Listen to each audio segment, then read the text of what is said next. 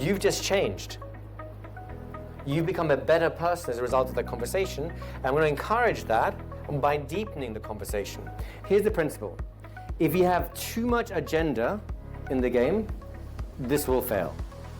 Why? Have you ever had a person come up to the railway station and you know before they open their mouth they're going to ask for money, and not because of the way they're dressed? We're purposeful creatures, right? Each interaction we have with people is not random.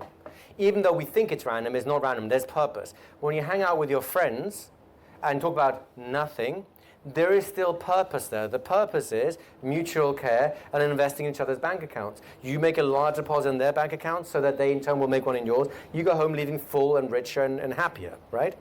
So you need to understand what is it you're trying to achieve in the context you're going into, right? So if you're at a business networking event, right, your purpose there might be to pick up a client or potential client, right? And this is getting into much more of the material for the day 4 or so. At that point, as you're having a conversation, there's a couple of more things that need to come in place before we can kind of have this conversation fully. But as you're having a conversation, you give them certain challenges that they need to pass, right? They're friendly challenges and challenges that actually empower them. If they accept, then you reward by staying longer and deepening the conversation. If they decline by refusing to live up to a bigger version of themselves, for example, then I would politely excuse myself and leave. And the strategy is also based on the idea that I'm not going to see them just once, right? It's very hard to do this just the once. If I'm in the same place week after week after week after week, and I have the same conversation with you, and each time I walk away, but one day you do something a little different, I stay, and you enjoy the conversation, you've just changed. You've become a better person as a result of that conversation, and I'm going to encourage that by deepening the conversation.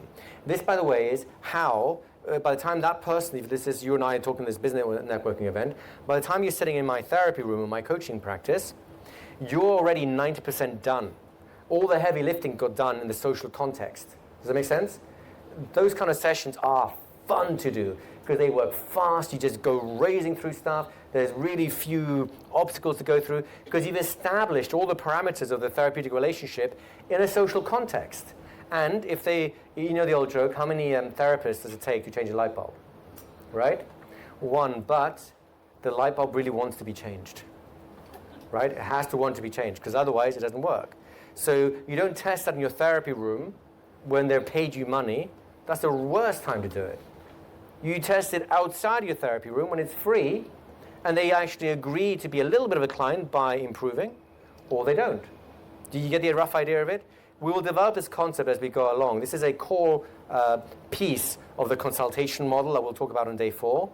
But that's my parameters. I just had a question about doing the small talk and going through it. Yeah. I was going through it, I just couldn't help myself but put in embedded commands. Yeah, that's okay. That's okay. It's okay as long as it's okay. And when it's not, stop. Got it. Right? It's real simple.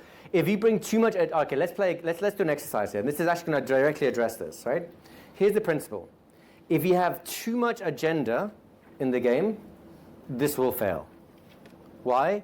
Have you ever had a person come up to the railway station and you know before they open their mouth they're going to ask for money, and not because of the way they're dressed? Right? Have you ever had someone be weirdly over-friendly? Usually happens at an airport. Right? What are these people trying to do? They want something from you, right?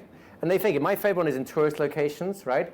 They've learned this, each country has a different one. So when I was in Egypt, they have the Snoopy opener. They come up, you are European, I love Snoopy, right? You're American, I love Snoopy. You're from France, I love Snoopy. It's like, what the fuck? Apologies again, right? It's their way of trying to be friendly because you go, that's funny. Next thing you know, you're riding a camel and you have to pay $100 to get off it, right? That's a scam, by the way, right?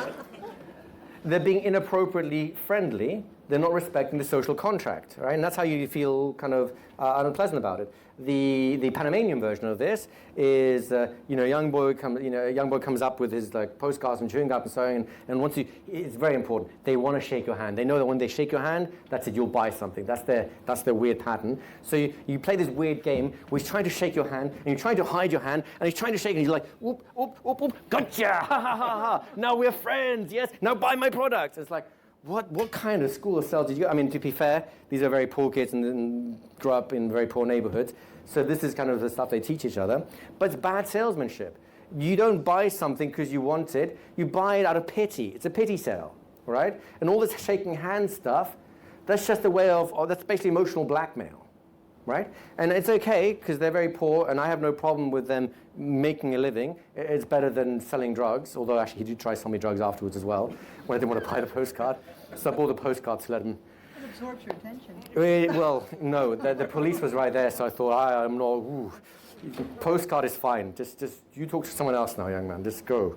And then that's also the pressure close, right? Like, either you buy a postcard or pretend you're buying drugs. Which one is it? I'll go with a postcard, right?